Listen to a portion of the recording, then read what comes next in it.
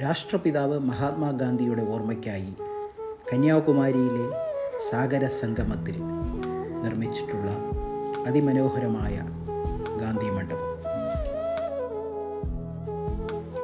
സ്വാതന്ത്ര്യ സന്ദേശങ്ങൾ നൽകാനും സ്വാതന്ത്ര്യ സമര പ്രസ്ഥാനത്തിൽ ചേരാൻ ആളുകളെ പ്രചോദിപ്പിക്കുവാനും രാജ്യമെമ്പാടും സഞ്ചരിച്ച കാലയളവിൽ മഹാത്മാഗാന്ധി 2 തവണ കന്യാകുമാരി സന്ദർശിച്ചിരുന്നു. 1948 അദ്ദേഹത്തിൻ്റെ മരണശേഷം ചിതാഭസ്മം 12 വ്യത്യസ്ത കലശങ്ങളിൽ സൂക്ഷിച്ച് ഇന്ത്യയുടെ വിവിധ ഭാഗങ്ങളിലേക്ക് നിമജ്ജനത്തിനായി കൊണ്ടുപോയി. അതിലൊന്ന് കന്യാകുമാരിയിൽ കൊണ്ടുവന്നു.